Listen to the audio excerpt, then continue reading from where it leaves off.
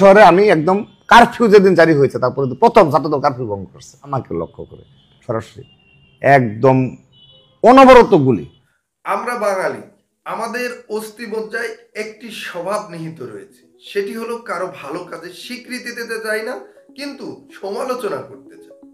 এই ধরুন, ছাত্র দলের কেন্দ্রীয় সভাপতি রাকিবুল ইসলাম রাকিব, তার ছাত্রত্ব নেই, সে ছাত্র দলের সভাপতি হওয়ার যোগ্যতা হারিয়েছেন, এটি যেমন সমালোচনা করতে পারি, কিন্তু জুলাই আন্দোলনের শুরু থেকে শেষ পর্যন্ত ছাত্রদল যে কঠোর ভূমিকা পালন করেছিল ছাত্রদের সাথে, সেটি কিন্তু আমরা স্বীকার করতে চাই না। কেন চাই না? কারণ আমাদের স্বভাবে এটা নেই। ছাত্রদল যে জুলাই আন্দোলনে ব্যাপক ভূমিকা পালন করেছে সেটি আমার কথা নয়, সেটি বলেছেন ছাত্রদলের কেন্দ্রীয় সভাপতি রাকিবুল ইসলাম রাকিব।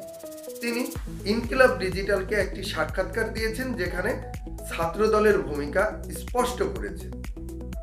চলুন আমরা দেখব রাকিবুল ইসলাম রাকিব ইনকিলাব ডিজিটালকে যে সাক্ষাৎকার দিয়েছেন তার চুম্বক অংশ।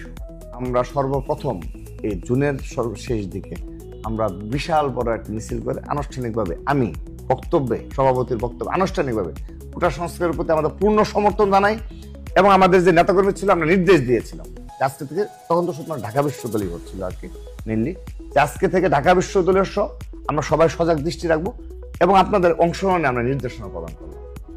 সভাপতি, আমার সাধারণ সম্পাদক, আমরা কেন্দ্রীয় সংসদে যারা শীর্ষপতি, তারা তো পুলিশ প্রশাসনের কাছে তখন আমরা খুব পরিচিত মুখ।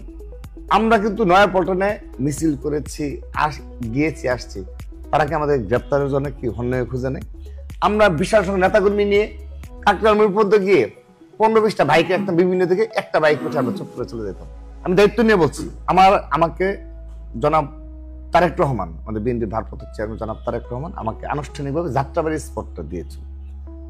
আমরা যখন জুলাইয়ে যখন সর্বশেষ সমাবেশ করলাম এবং বিশাল বড় মিছিল করলাম, আপনি সেটা সম্ভবত 15 জুলাই নয়াপল্ট পার্টি বসে, ওইটাই শেষই ছিল কারফিউর আগে যাত্রাবাড়িতে ধনিয়া কলেজের সামনে।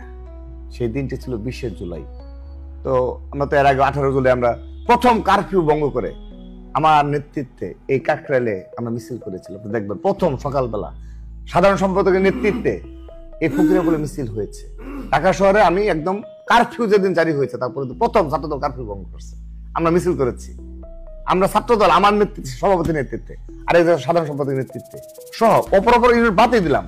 আমরা নিজের স্পটে থেকে মিছিল করেছি কয়েকশো নেতাকর্মী নিয়ে। স্নাইপারের শট শুধু আমাদের কানে শোনা যাচ্ছে, আমার এখনো ঘুমের মধ্যে আমি সেটা শুনতে পাই যে হলিউডে যে সিনেমা রয়েছে স্নাইপারের শট, সেই তো হঠাৎ করে কোথায় থেকে এবং সরাসরি আমাকে লক্ষ্য করে, আমি আবারও বলছি আমাকে লক্ষ্য করে সরাসরি একদম অনবরত গুলি। তো তখন ওরা যখন গুলিতে বাঁচানো যাচ্ছে তখন আমাকে নিয়ে ঝাঁপ দিচ্ছে, আমাকে বাঁচানোর জন্য আমার উপর পড়ছে। এই দেখেন এইটুকু একদম পুরোপুরে একদম আগুনের একদম একেবারে শেষ। প্রতিটা সেকেন্ডের বিবরণ আমি দিতে পারবো, ওখানে কি হয়েছে প্রতিটি মিনিটের বিবরণ আমরা দিতে পারবো। জুলাই আন্দোলনে ছাত্রদের পাশে দাঁড়ানোর কারণে ছাত্র দলের নেতাকর্মীদের উপরে স্নাইপার থেকে গুলি করা হয়েছিল, তারা বিভিন্নভাবে নির্যাতনের শিকার হয়েছিল। এই বিষয়গুলো আপনারা কিভাবে দেখছেন আমাদের কমেন্ট বক্সে জানাবেন। সেই সাথে আপনাদের কাছে অনুরোধ, আপনাদের মূল্যবান মতামত এবং পরামর্শ দিয়ে আমাদেরকে সহযোগিতা করুন।